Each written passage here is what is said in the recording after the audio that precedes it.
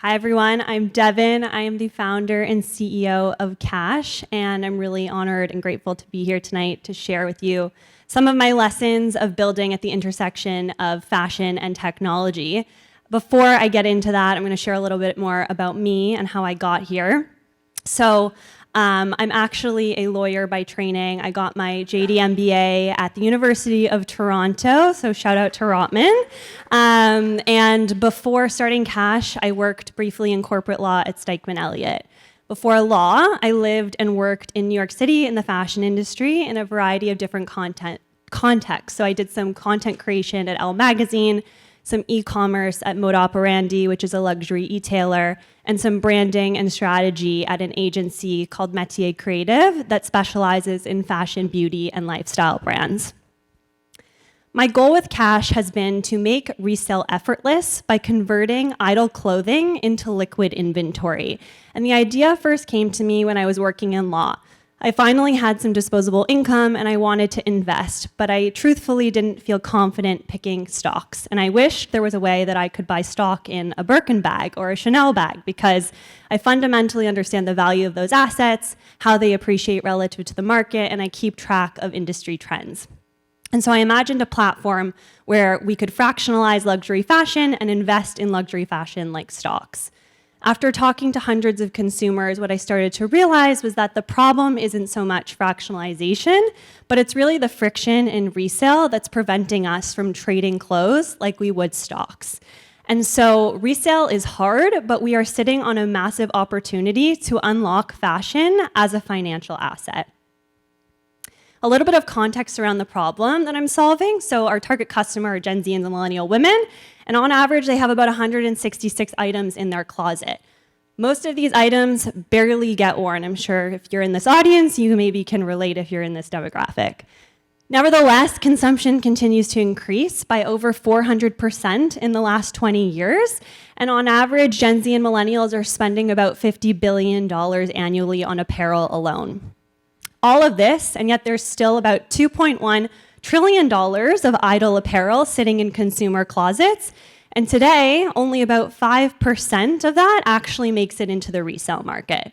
And so with Cash, I'm addressing this by digitizing your closet automatically. We do that by scanning your email for your purchase receipts and using AI to help catalog what you own. We surface to you your total closet net worth based on live market data. And then we seamlessly let you sell across the existing peer-to-peer resale marketplaces like Poshmark, Depop, and eBay, and we will act as your broker and your proxy to manage that entire process for you. While our product has been in development, something important that I've realized is that being an early stage founder, but also somebody building in the consumer space, it becomes really important to build brand and trust, and almost as important to do so as it is to build features. And so product market fit becomes not just about building your technology, but about getting people to really believe in you and the vision. And so what I want to share tonight are 3 examples of ways in which Cash is building brand and community before we even launch our product. The first example is how we're telling stories publicly as a way to build credibility. And so from the very beginning, I've been documenting our journey on Substack, which is my favorite app to date. We have 3 regular content series. So the first is our bi-weekly update where we share product developments and learnings. The second is our weekly fashion news roundup where we share all of the latest and greatest in fashion, technology, resale, sustainability, etc. And the third is a bi-weekly guest editor feature where we are leveraging other Substack fashion writers for cross-promotion and cross-collaboration. And so this approach to content creation has not only allowed us to build credibility, but also to attract advisors, investors, and early adopters as subscribers. So the lesson here is really that thought leadership and transparency have become low-cost ways to build authority and community. The second example is creating a sense of belonging to celebrate and learn from your users. And so I was really inspired by the concept of a peer advisory board, and we established something called Cash Club, which is essentially our take on a run club, but for resale. Our 30 founding members test new features regularly, provide us with feedback, and have the opportunity to earn perks like merch or reduced commission for their ongoing engagement. And so with this, it's not just about creating a sense of belonging, but it's really about elevating your users, learning from them, and giving them a sense of ownership in your journey. And so for me, my users aren't just an audience, but they are and they really should be my co-creators. And then finally, a third example is bringing people together in person, like we are here tonight. And so an example of this is how we've been hosting these in-person closet sales for influencers. And so we've done 2 already, one in New York, one in Toronto. We have another one coming up on October 4th, so if anybody's interested, you should definitely check it out, and a few more in the pipeline. We have had over 500 attendees, done thousands of dollars in sales at these events so far, and it's really been a way for us to test logistics, prove demand, but also, most importantly, make our brand tangible. And so again, finally, this lesson is that offline experiences can really be a powerful driver of trust, hype, and eventually translate into digital adoption. So with these 3 examples, what I really hope to share with you tonight is this big takeaway that you don't need a finished product to start building value. By telling stories publicly, creating a sense of belonging, and bringing people together in person, we are accelerating adoption, we're reducing risk, and we're strengthening our brand. And so while Cash is still very early, it's this community foundation that really gives me the confidence to launch and scale. And so with that, thank you for listening. And if you want to connect, learn more, please scan the QR, reach out directly, come to our closet sale, and I'll turn it over to Q&A. Let's give it up for Devyn. And before we get to Q&A, I want to just, all of us, just take a moment that, we're here in this room post-COVID. It's really nice to be together physically. And not only that, but you're just a very interesting human, right? Like if I'm going to meet and talk to people and spend time with people, I know I've been a founder for 20 years. The best part of being a founder is meeting other founders, I swear. The conversations are never dull. You learn a ton. And this isn't just Devyn's story. This is actually a playbook. Right? She's actually laying out a playbook for you, so I want to challenge you to imagine yourself when you're building, how you can take pieces of her story and use it to build your dreams as well. So with that, let's get to Q&A. Who has some questions for Devyn?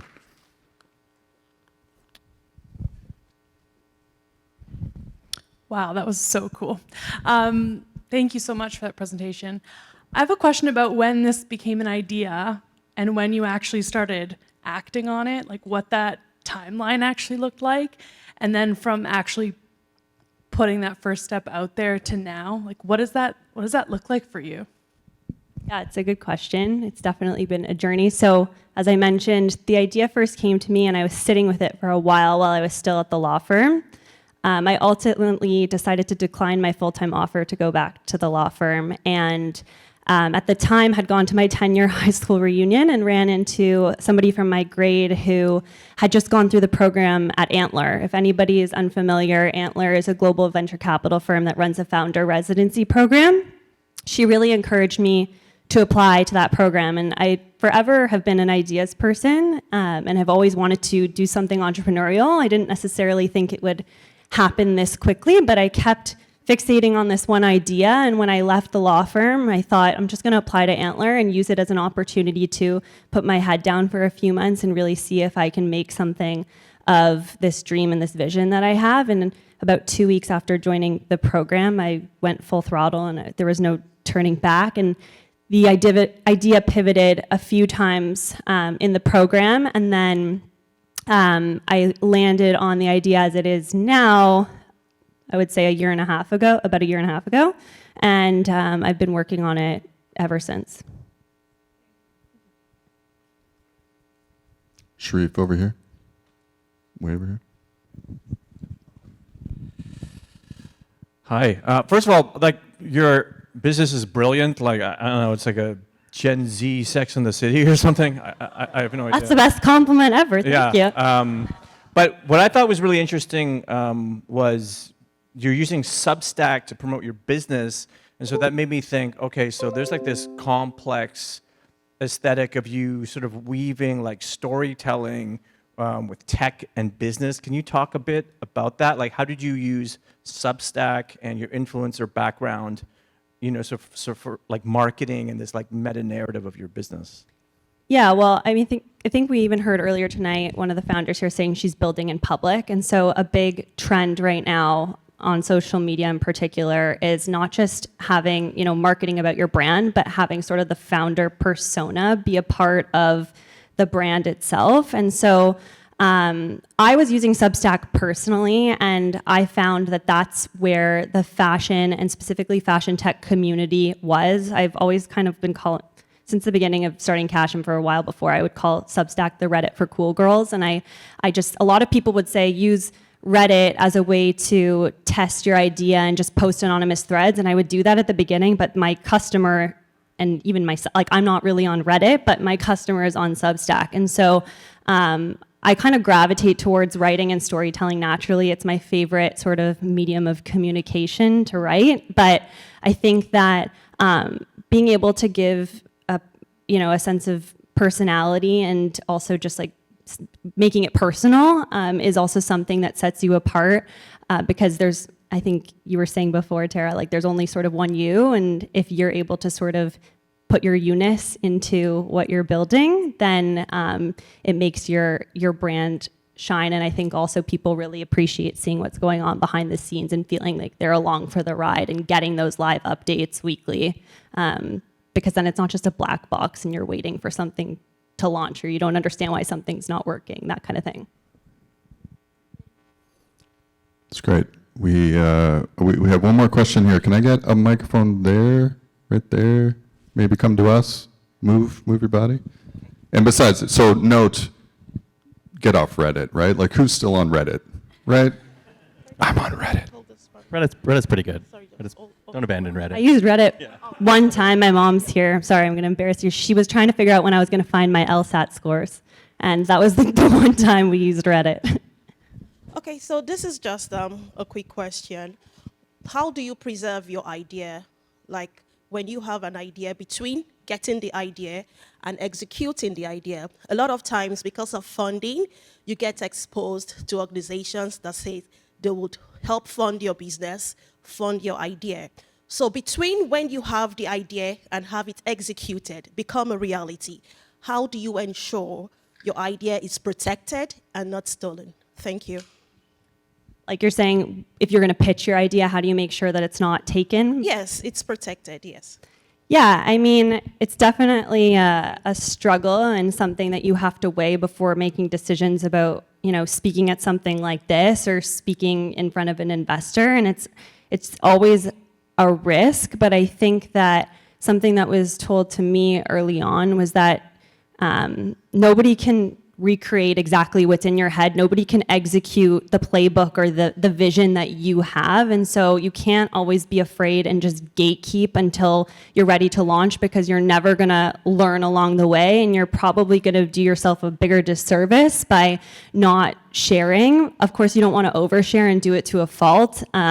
And then just sort of be an open book. But I think being strategic and being really thoughtful about how you share and who you're sharing with and what feedback you're taking in is just a constant sort of balance that you have to manage when you're building something. Quick question. How many people think business is about ideas versus solutions? Right? Or execution, rather, yeah.